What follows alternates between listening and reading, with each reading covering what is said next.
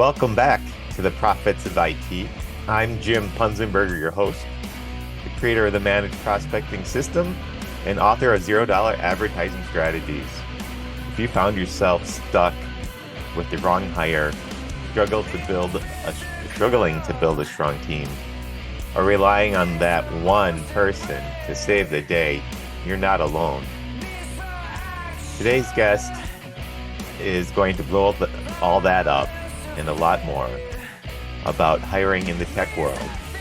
I'm joined with Dave Cava, former MSP owner and now founder of PeopleSharp, a recruiting firm that actually gets how MSPs are run, because he was one. He's not just here to drop resumes, he's here to help you fix your team from the inside out. On a side note, if you're an expert at what you do, but your dream clients don't know it yet, check out managedprospectingsystem.com. We help you get in front of the decision makers that matter most with content that builds trust and authority across all channels, including email, LinkedIn, and beyond. Plus, we're the only IT marketing agency that lets you write your own guarantee for us. So check out managedprospectingsystem.com. So Dave is the founder of PeopleSharp.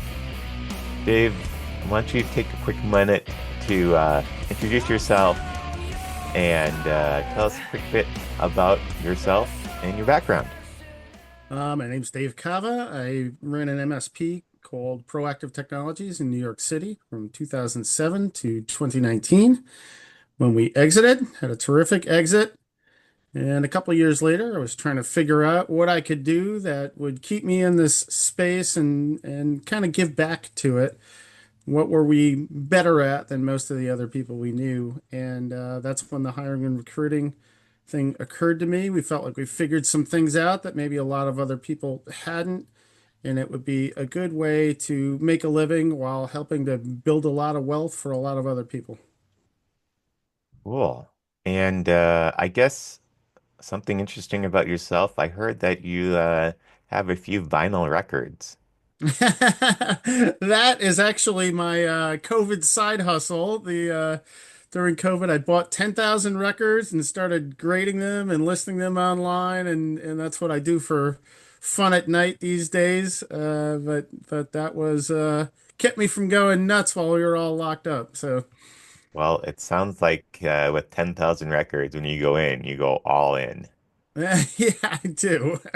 The crazy part is I had to move them twice. I was Ooh. out of my I had a house being built at the time, and yeah, that was one of the glutton for punishment kind of things that I did in terms of yeah, I bought 10,000 records, moved into a temporary space, and then moved them again. Well, I guess I don't envy you for having to do that, but I suppose you knew that was going to happen. What? I did know it. You know, it's kind of when the opportunity is there and it's right, you gotta pounce. Uh, Well, I guess shifting gears here, you've challenged a lot when it comes to sales and hiring processes in the MSP world. Let's start there. And what's one industry truth about hiring that you think is doing more harm than good? well, most MSPs hire for experience and certifications and what can they do the day they walk in the door. Most MSPs are hiring to plug the dam, and the best MSPs are hiring to build an army. They really have a plan to develop people. The assumption that what you need is just sitting out there on the open market and you can get it for a competitive price and that person will be loyal and stay is an assumption that will really stunt your MSP's growth and ability to scale. MSPs need to become talent factories. It's not optional if you're really going to grow and do so in a way that you can remain profitable. Got it. So, you've also mentioned that a big mistake out there in the MSP industry is if I just find that one guy, everything will get better. Let's talk more about that. What's really going on in MSP hiring and Yeah, well, I mean why that why is that? that just finding that one guy, something that kind of is a trap for the MSPs. Yeah, I've seen this over and over again where MSPs wind up in abusive relationship with their most valuable employee, who turns out to be actually cancerous over time. And there often is a case of what got you here won't get you there. So a lot of MSP owners are technical, right? 80% of MSPs are under $1 million. And they figure if I can just get someone to take that hard technical stuff off of me and go relate well to the clients, then I can focus on sales and running a company and everything will be great. And what happens is they become super dependent on one person. And if that person is not somebody who is inclined to make everyone else around them better, it becomes a poison to the company because the company becomes very dependent on one person. That person has a lot of institutional knowledge. Sometimes they don't document it well. Sometimes they look down on the people who are not as strong as them technically.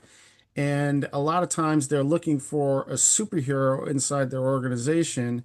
And what they really need to do is build processes and mentor people and make plans for growth. And I've even seen it where they know that person's become toxic. And what do? They want to go out and find a new that person that every whose shoulders everything will rest on in their company instead of really maturing their company and getting it healthy. So it's really more about sounds like they really need to work on culture and fit and work ethic and within the company is what I guess I'm getting at or what I'm hearing from you. Uh, Want to expand more on that? Sure. I mean, we talk about hiring for culture fit and work ethic. You know, that to us, when we do a search for MSPs, um, before we can figure out what they know how to do and how much experience they have and what they can do the day they walk in the door, we're asking ourselves, will this person make a great employee? Are they a culture fit? Are they intrinsically wired to work hard? And are they smart? You know, do they have the brains to continue to learn and really have a high ceiling in the industry? And you want people that are full of potential to become high value employees and potential leaders in your company. And you really want to try and identify them early in their career and develop them. You know, that's the key to long-term success. And the best MSPs are so much of what they do is really focused around that idea that we're going to find the best people, we're going to find them early, we're going to develop them, we're going to treat them well, and they're going to be the future leaders of this company.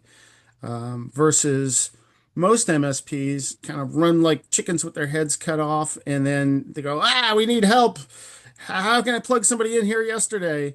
And the open market is expensive. It's people who have either not worked out someplace else or are not loyal to you and will take another job as soon as somebody offers them an extra $10,000. That makes sense. So, when we chatted earlier, you mentioned that a leadership mistake that about promoting an introvert who hadn't earned the team's respect yet as a hard lesson that you've learned. You want to expand more on that? Yeah. You know, whenever you plug someone new into a team, it's like an organ transplant. You know, that the team has to accept them for that person to work out long term. And that dynamic is really magnified exponentially when you're installing a leader, someone in a managerial position or a service manager or C-level. You know, that person has to win the respect of the people that are going to work for them, or they're not going to work out.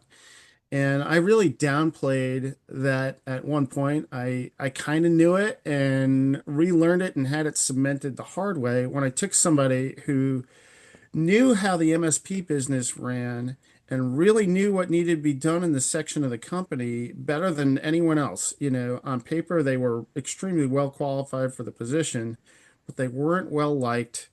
They weren't the kind of person who wanted to win the people around them over, and they just crashed and burned.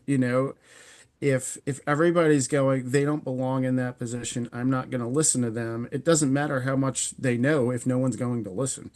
Um, and so, you want to have, I mean, there's another side to that, in that you want employees who are teachable and coachable and manageable.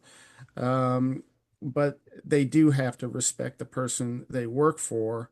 And, on a regular basis, especially when a team is kind of late to hire a service manager, they're 15 or 20 people, they've never had a service manager, and someone needs to be installed in there. I tell my recruiters, this person's most important job will be to win over their team. If you don't see that somebody gets that and is capable of it, they can't have this job. That makes sense. So let's shift gears here a moment to recruiting. Um, you've said that most people think all recruiters are transactional. What's different about PeopleSharp's approach to hiring for MSPs?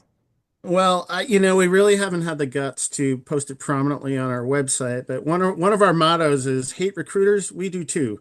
And the idea is that we really do see ourselves as different than most recruiters. Not all recruiters, but when I had my MSP, I worked with a lot of recruiters, and they went from people I couldn't stand to people I could tolerate. There was really nobody that we loved, because it was very much dealing with like a real estate agent, somebody who you knew was just in it to try and get the commission, and we're going to do whatever it took to make the sale. And then once it was over, they'd be gone. They weren't going to come visit you in 6 months and say, "Hey, how did your home buy work out?" Right. It's a very transactional business, and we just had such a different mentality.